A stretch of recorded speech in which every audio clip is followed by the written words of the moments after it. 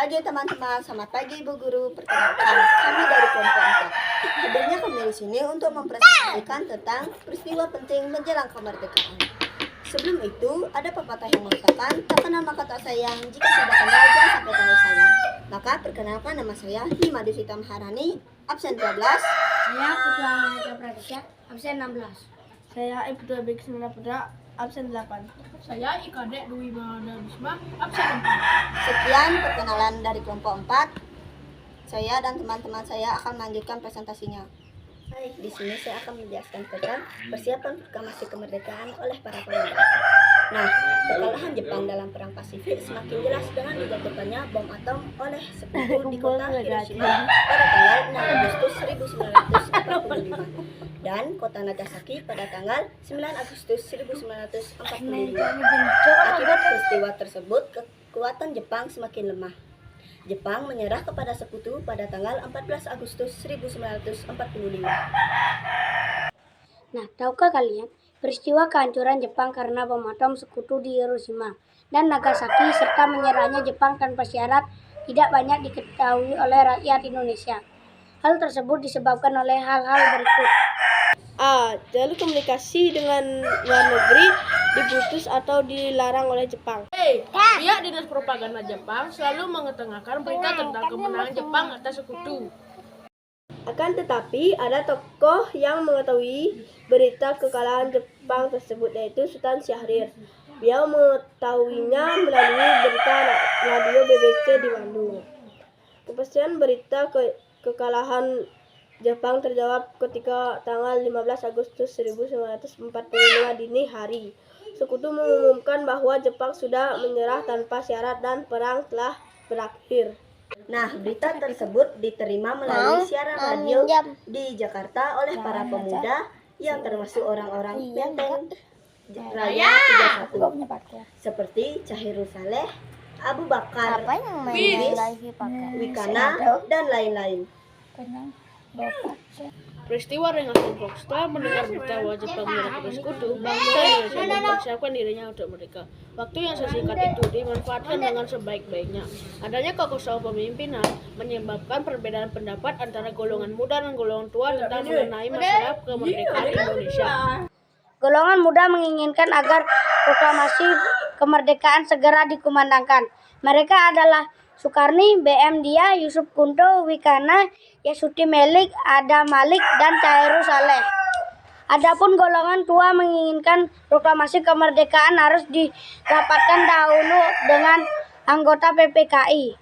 Mereka adalah Insinyur Soekarno, Dr. Soeharto, Mr. Ahmad Subarjo, Mr. Muhyamin, Dr.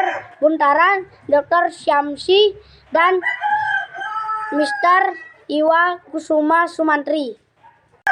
Bung Karno tetap menolak usulan golongan muda untuk segera memproklamasikan kemerdekaan Indonesia pada tanggal 16 Agustus 1945.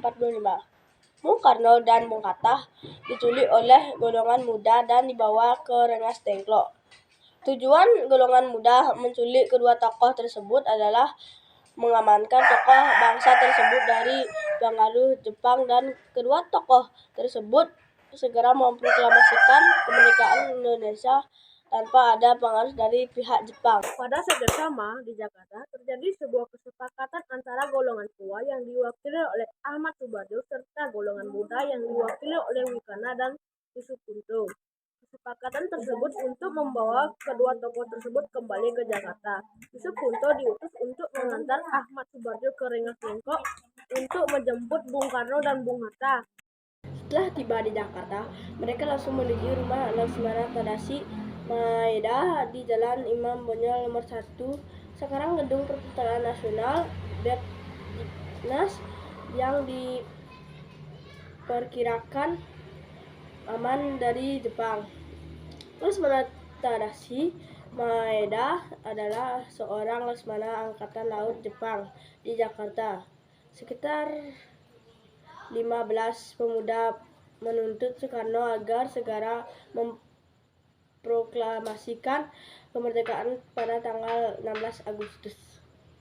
Sebelum ke rumah Laksamana Maeda, Soekarno dan Hatta terlebih dahulu menemui Kepala Pemerintah Umum Shimobucho, Mayor Jenderal Otoshi Nishimura untuk menjajaki sikap Nishimura mengenai rencana proklamasi kemerdekaan Indonesia.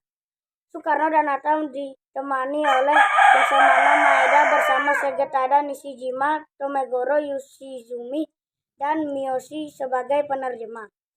Dari pembicaraan tersebut, Soekarno dan Hatta menjadi yakin bahwa Jepang telah menyerah pada sekutu dan tidak memiliki wewenang lagi untuk memberikan kemerdekaan. Rombongan Soekarno-Hatta sampai di Jakarta pada pukul 23.30 waktu Jawa zaman Jepang, pukul 23.00 WIB. Setelah Soekarno-Hatta singgah di rumah masing-masing, kemudian bersama rombongan lainnya menuju rumah Laksamana Maeda di Jalan Imam Bonjol nomor 1, Jakarta, tempat Ahmad Subarjo bekerja. Untuk merumuskan teks proklamasi kemerdekaan Indonesia, malam itu juga segera diadakan musyawarah. Tokoh-tokoh yang hadir saat itu ialah Insinyur Soekarno, Dr. Mohatta, Ahmad Subarjo, para anggota PPKI, dan para tokoh pemuda seperti Sukarni, Sayuti Melih, BM Diah, dan Sudiro. Tokoh-tokoh yang merumuskan teks proklamasi berada di ruang makan. Naskah proklamasi disusun oleh 3 orang, yaitu Bung Karno, Bung Hatta, dan Ahmad Subarjo. Teks proklamasi terdiri atas 2 kalimat yang ditulis oleh Bung Karno. Kalimat pertama dikutip oleh Mr. Ahmad Subarjo dari Piagam Jakarta. Kemudian, Bung Hatta menyempurnakan dengan kalimat kedua. Pada awalnya, para pemuda mengusulkan agar naskah proklamasi menyatakan semua aparat pemerintahan harus dikuasai oleh rakyat dari pihak yang masih menguasainya. Akan tetapi, mayoritas anggota PPKI tidak menyetujuinya. Pada akhirnya, disetujuilah naskah proklamasi seperti adanya sekarang. Ada beberapa tokoh yang mengusulkan siapa yang harus menandatangani teks proklamasi kemerdekaan.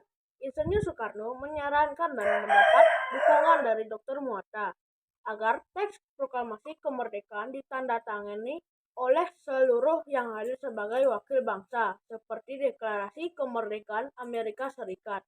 Syahru Saleh tidak menyetujui jika teks proklamasi ditandatangani oleh seluruh yang hadir karena dalam pertemuan tersebut terdapat anggota PPKI yang diangkat oleh Jepang. Hal tersebut dapat menimbulkan kesan bahwa proklamasi kemerdekaan Indonesia adalah buatan Jepang. Adapun Soekarni mengusulkan agar teks proklamasi ditandatangani oleh Ir Soekarno dan Mohatta atas nama wakil-wakil bangsa Indonesia. Nah, dicapailah kesepakatan dengan menuliskan atas nama bangsa Indonesia. Naskah teks proklamasi disepakati serta ditandatangani oleh Ir Soekarno dan Dr. Mohatta atas nama bangsa Indonesia. Naskah tersebut diketik oleh Sayuti Melih. Dalam proses pengetikan teks proklamasi mengalami perubahan yang telah disetujui. Perubahan tersebut yaitu sebagai berikut. A. Kata tempo diganti menjadi tempo. B. Kata wakil-wakil bangsa Indonesia diganti menjadi atas nama bangsa Indonesia. C. Kata Jakarta 17 Agustus tahun 05 diganti menjadi Jakarta hari 17 bulan 8 tahun 05.